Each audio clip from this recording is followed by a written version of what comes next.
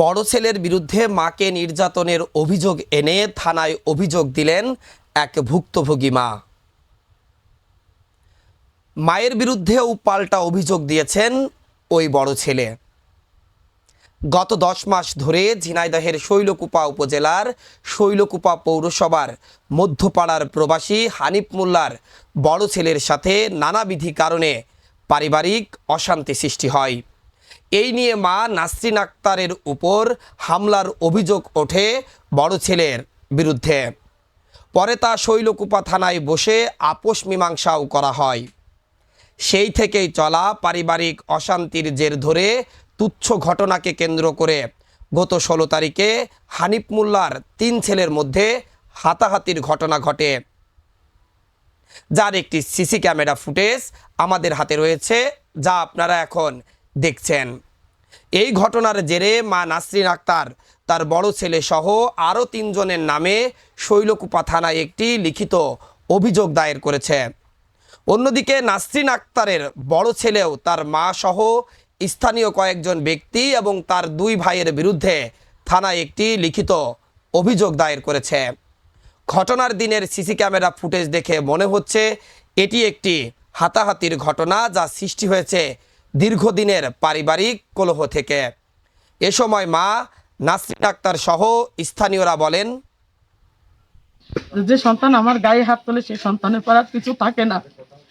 এখন তো সেই ছেলেটা ওরা ফোন দিয়ে নিয়ে আসে সেই ছেলে আসে অকাট্য ভাষায় আমার ওই ভাবিরে গালাগালি করতেছে এবং ওই ভাবিরে বলতেছে যে তুই যদি মেয়ে মানুষ না হতি তোরে আমি ছিঁড়ে ফেলতাম, তোরে আমি দেখে নিতাম, তোর ছেলে আসুক, তোর ছেলেরে পার রক ছুটবো, টেঙ্গি ভাঙবো। আমি এখানে 10টা পর্যন্ত বসে আছি। তা আমি দেখলাম যে জ্ঞানজামটা অনেক দূরে চলে যাচ্ছে। আমি তখন বেরোয় আমি জবাব দিয়ে আমি বললাম যে এরও টেঙ্গি ভাঙতে চাচ্ছ, আমার মেয়েরা তোমার শ্বশুরবাড়ির লোক চোর বললো কেন, এই বিচার চাই আমি, এর বিচার করে যাও।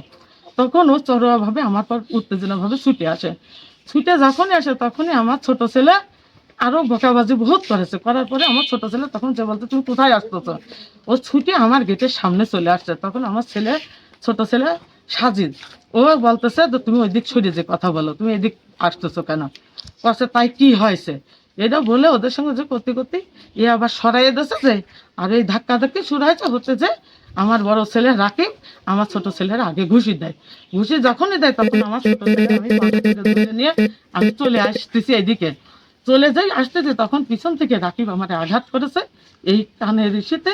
দেখেন আমার কানটা এখনো ফাইটে রয়েছে।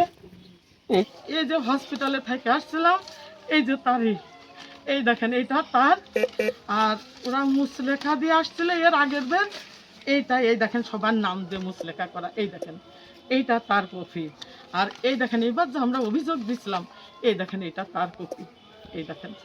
আমি যেদিন এই মারামারি হয় সেদিন আমি মার্কেটে ছিলাম। মার্কেট থেকে এসে দেখি রাকিব আমার ভাবির উপর অনেক রাগারাগি বকাবকি করতেছে। তো এই দেখে আমি বাসার মধ্যে ঢুকে যাই আমি বাসা থেকে ফ্রেশ হয়ে হাত মুখ ধুয়ে লাঞ্চ খাওয়া দাওয়া করে জানতে পারি যে হচ্ছে আমার 2 ভাগ্যে রাকিব এরা মারামারি করেছে। কিন্তু ঘটনায় আমি উপস্থিত ছিলাম না, বাসার ভিতর ছিলাম। পরে শুনি যে আমি এই মামলার আসামি। কিছু জানলাম না, শুনলাম না, কেন আমি আসামি হলাম এইটা। আমি একজন মুদিখানা দোকানদার। তো যেদিন মারামারি হয়, আমার তো প্রতিনিয়তই দোকানদারি করি। তো এখন হচ্ছে আমি মারামারি যে সম্বন্ধে আমার জানা ছিল না, সন্ধ্যার পর আমি শুনি যে এরকম পাড়ায় মারামারি হয়েছে। তারপর শোনা যাচ্ছে যে আমার নামে নাকি মামলা করছে। তো আমাদের যে কয়টা ব্যক্তিকে আমাদের বলছে যে মামলা করছে, যে কয়টা ব্যক্তি, তা আমরা কেউই ছিলাম না এখানে। তা আপনারা যদি বিশ্বাস না করেন আমাদের সিসিটিভি ফুটেজ আছে, দেখতে পারেন।